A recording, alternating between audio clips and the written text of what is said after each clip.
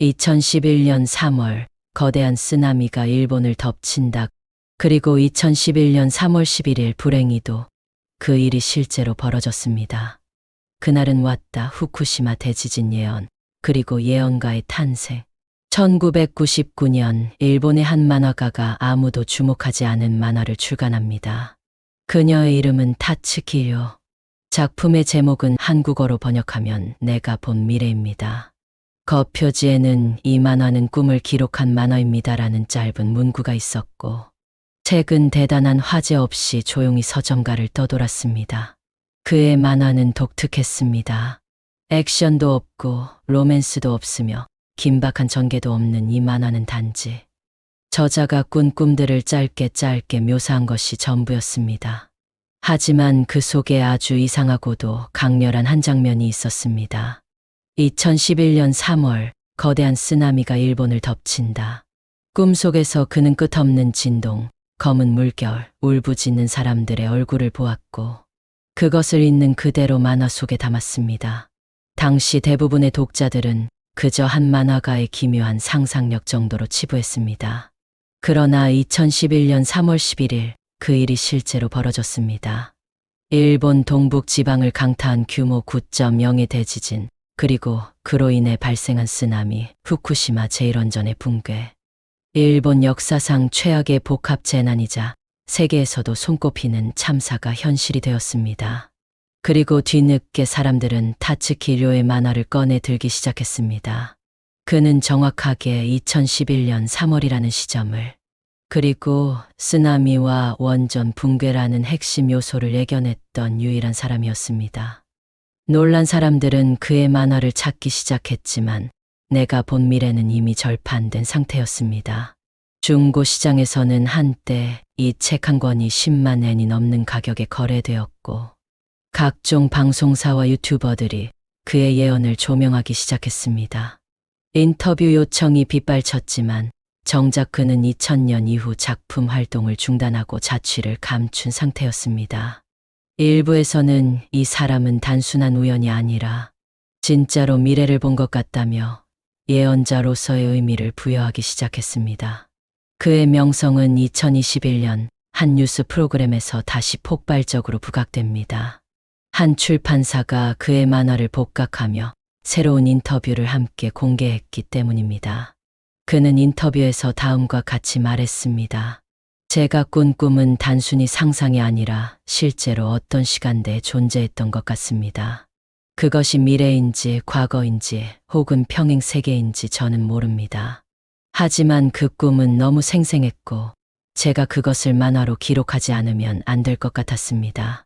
그는 꿈을 꾸기 시작한 계기가 1990년대 초 심각한 교통사고 이후라고 밝혔습니다. 혼수 상태에서 깨어난 후 이상할 정도로 선명한 꿈을 꾸기 시작했으며 그것은 미래를 경고하는 듯한 이미지로 반복되었다는 것입니다. 그는 이 꿈을 통해 자연재해뿐 아니라 정치적 사건, 사회 붕괴, 기술 문명의 위험 등을 상징적으로 경험했다고 말합니다. 가장 흥미로운 것은 그가 후쿠시마 대지진 예언 외에도 2025년을 지목하는 장면을 꾸준히 기록해왔다는 점입니다. 2025년 동아시아에 큰 변화가 온다. 그것은 단순한 자연재해가 아니라 인류의 관점이 바뀌는 해다. 이 말은 복간판 내가 본 미래관에서 새롭게 밝혀진 내용 중 하나로 기존에 공개되지 않았던 꿈 기록의 일부였습니다. 그는 분명하게 한반도 남부 선거, 하얀 빛과 어두운 그림자라는 단어를 남겼고 이는 오늘날 많은 해석자들이 한국의 대선과 연결 지으려는 이유이기도 합니다. 타츠키료는 점쟁이나 초능력자가 아닙니다. 그는 과학자도 정치 분석가도 아닙니다. 하지만 그는 기록자였습니다.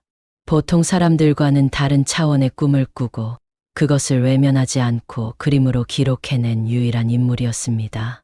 그가 예언했던 미래 중 일부는 이미 현실이 되었습니다. 그리고 이제 또 다른 예언이 현실로 변할 날을 향해 다가오고 있습니다.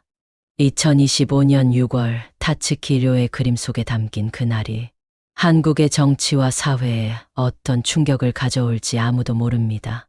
하지만 한 가지는 확실합니다. 우리는 이미 예언된 미래의 입구에 서 있습니다.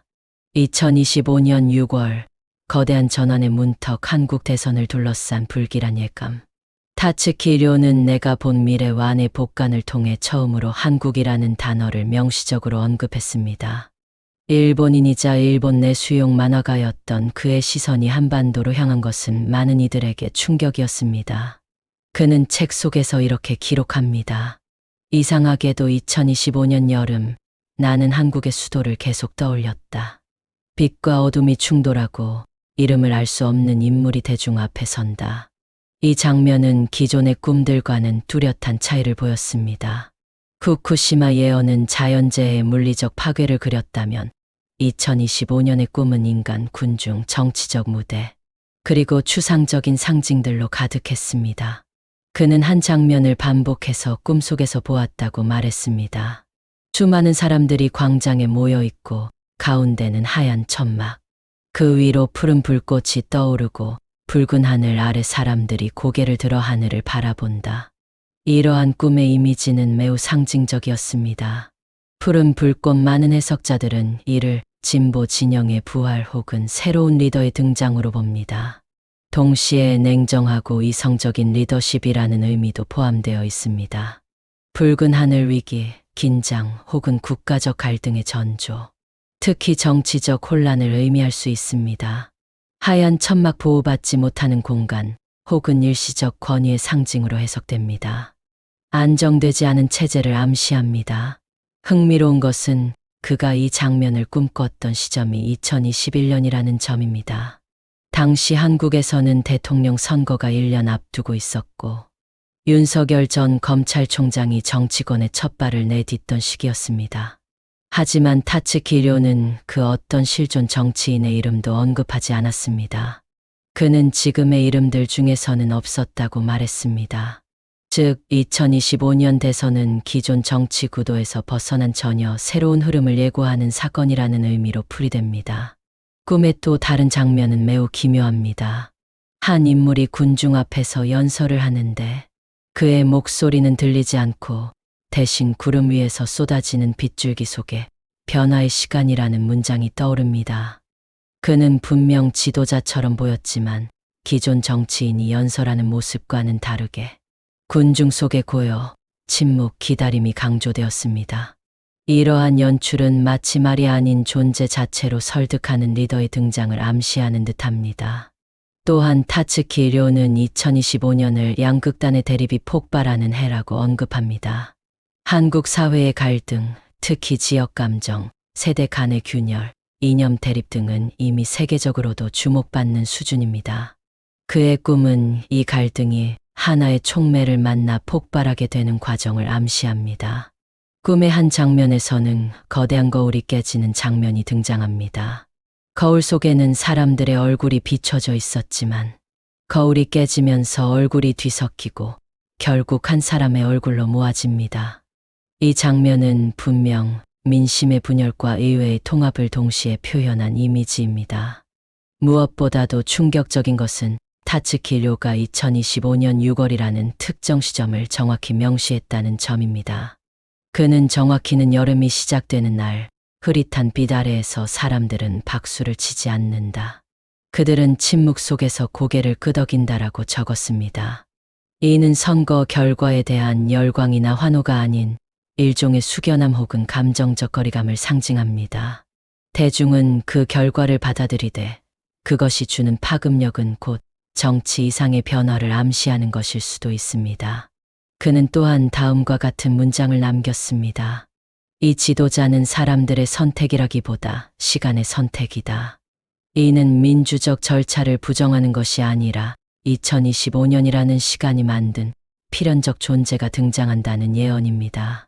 선거의 승자는 전략이나 여론조사가 아닌 시대정신의 무게로 등장한다는 것입니다. 그의 꿈에서 수차례 등장하는 단어 중 하나는 바로 경계입니다. 물리적인 경계인지 이념의 경계인지 혹은 세대와 지역 간의 경계인지는 명확하지 않지만 그는 그 경계가 2025년 6월 희미해진다고 말합니다. 이는 결국 경계를 허무는 지도자, 이질적, 측미 간의 조율자가 2025년의 핵심 인물이라는 의미로 해석할 수 있습니다. 요컨대 타츠키 료의 2025년 대선 예언은 단순한 당선자 맞히기 수준이 아닙니다. 그는 다음의 세 가지를 중심으로 경고하고 있습니다. 1점 기존 정치 구도의 붕괴, 2점 전혀 새로운 인물의 등장, 3점 선거 이후 체제의 근본적 전환. 이러한 요소들은 단지 선거판의 변화에 그치지 않고 한국 사회 전반에 걸쳐 질서 재편과 가치 재정의를 요구하게 될 것입니다. 그리고 그는 이 모든 과정을 단 하나의 문장으로 정리합니다. 빛은 내려오고 그 아래에서 진실은 움직인다. 이 말은 해석하기 나름이지만 분명한 것은 한반도, 그리고 대한민국의 2025년 6월은 단순한 정치 이벤트가 아닌 국가 단위의 전환점이 될 것이라는 암시입니다. 이제 우리는 물어야 합니다. 그가 본 미래는 과연 예언이었을까요? 아니면 우리가 무의식 속에 잊고 있던 피연적인 기억이었을까요? 무명에서 나타난 자 이름 없는 자가 대권을 쥐다. 2025년 대한민국 대선을 타츠키 료는 단순히 선거라고 부르지 않았습니다. 그는 그것을 선택을 가장한 예외의 개입이라 표현했습니다. 그리고 무엇보다도 이 시기를 상징하는 존재로서 매우 특이한 인물을 꿈에서 마주했다고 말했습니다. 그는 그 인물을 단 한 번도 본 적 없었고 이름도 소속도 기억나지 않았지만 단 하나, 주변의 공기만큼은 명확히 기억났다고 했습니다. 그 인물은 이름 없는 자, 즉 무명의 얼굴이었습니다. 그의 꿈은 이 인물을 두 가지 방식으로 그립니다.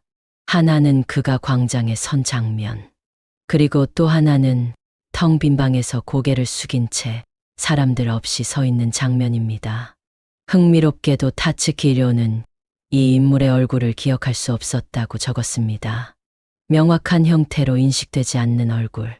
그러나 군중 속에서 눈을 떼기 힘든 존재감.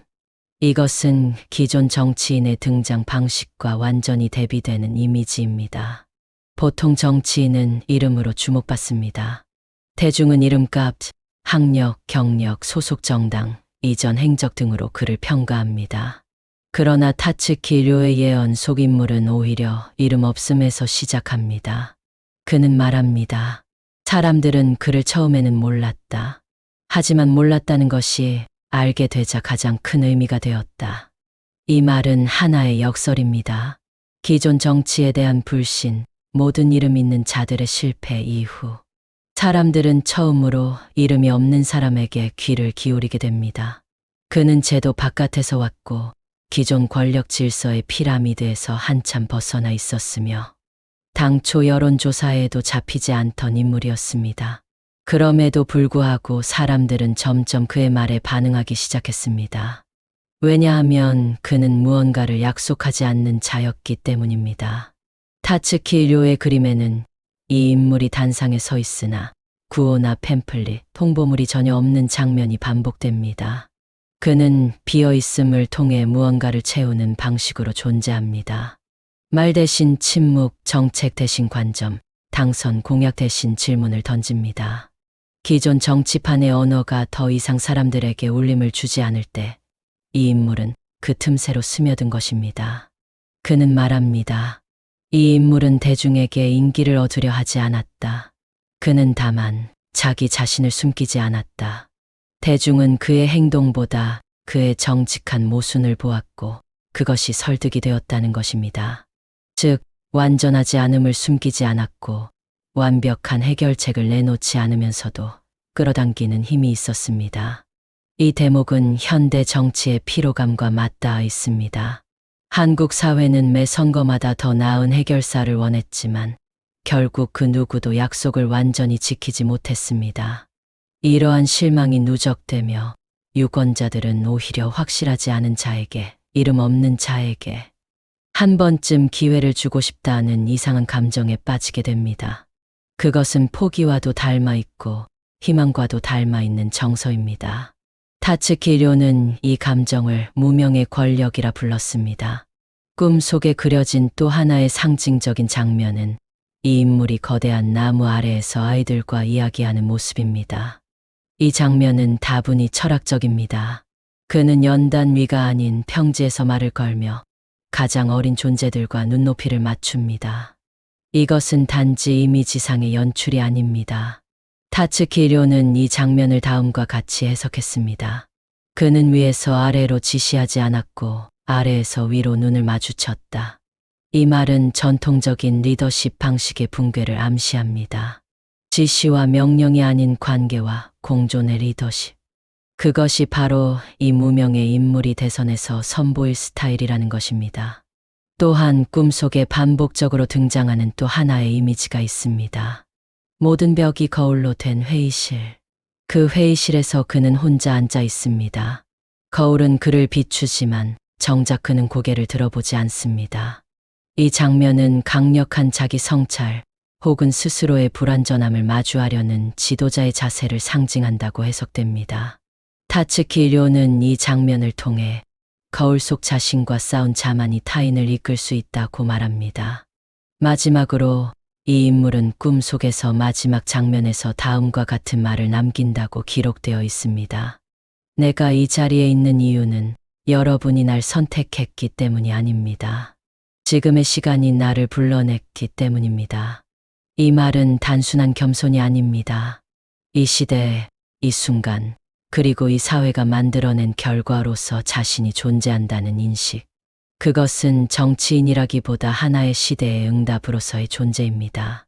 그가 누구인지, 어느 정당 출신인지, 나이는 몇 살인지, 과거에 어떤 직업을 가졌는지.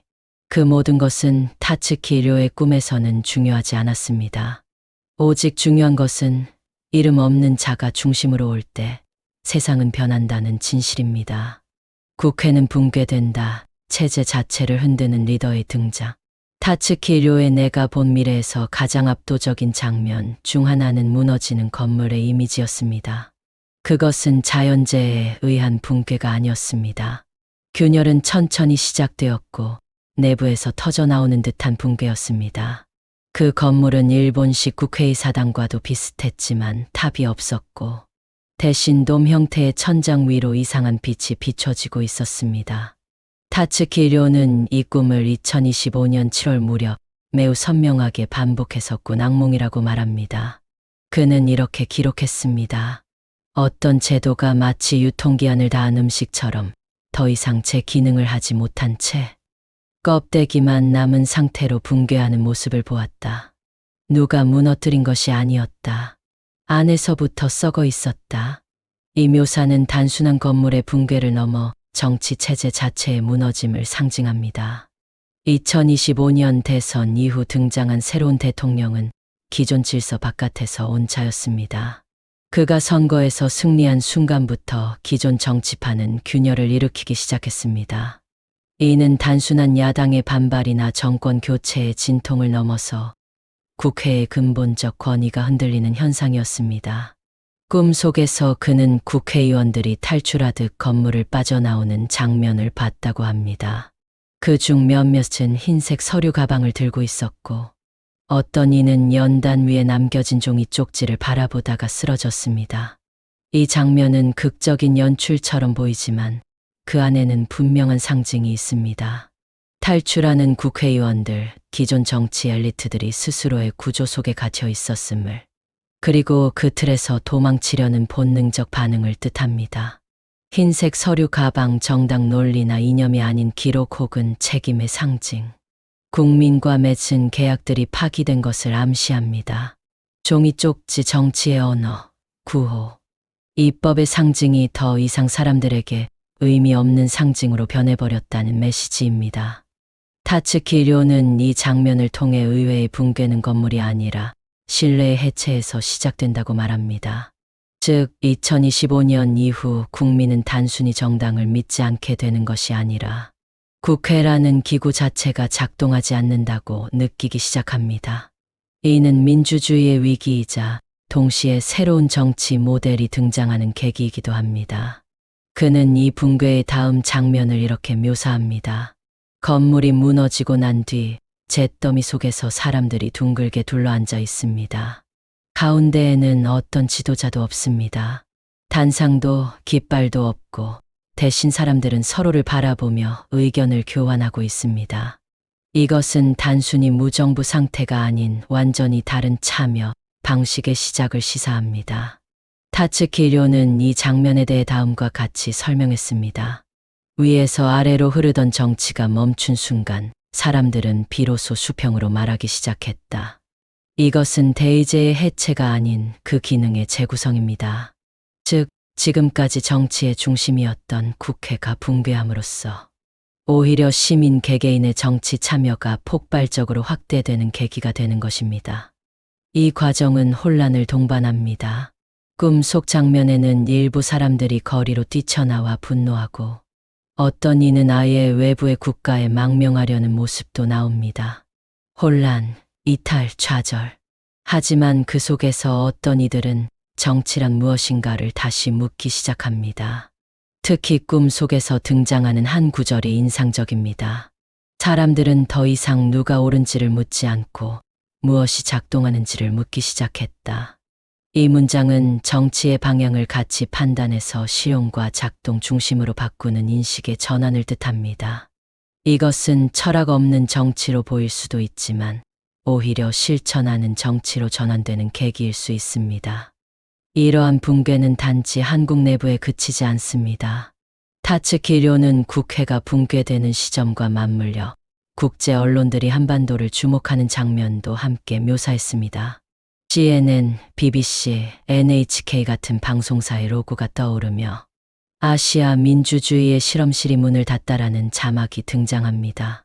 이는 국제사회의 불안, 외교적 고립, 혹은 체제 정체성의 재정이라는 외부 충격을 동반한 변화의 시그널입니다. 한편 그는 이 붕괴 이후 등장하는 한 가지 새로운 정치 실험도 함께 묘사합니다. 이름 없는 회의, 당이 없는 회의, 사람만 있는 회의. 그는 이를 공공정신의 부활이라고 표현하며 과거 메이지 유신 직후 일본에서 민권운동이 벌어졌던 시기와 유사한 분위기를 언급합니다. 즉, 체제가 사라지고 나서야 비로소 사람들은 왜 정치가 필요했는가를 다시 묻기 시작한다는 것입니다. 요컨대 타츠키 료가 예언한 국회 붕괴는 단순한 정치적 폭력이나 반란이 아니라 1점 기존 정치 시스템의 피로 누적, 2점 대의제 기능의 붕괴, 3. 시민 참여 모델의 재구성, 4점 정치적 상징의 사라짐, 5점 실용 중심의 새로운 정치 질서 형성, 이라는 5가지 단계를 거치는 사회적 전환기를 상징합니다. 그리고 그는 마지막 장면에서 이렇게 말합니다. 건물이 무너졌을 때 사람들은 울지 않았다. 그들은 그토록 오랫동안 그 건물에 들어가 본 적이 없었기 때문이다. 이 말은 강렬한 진실을 품고 있습니다.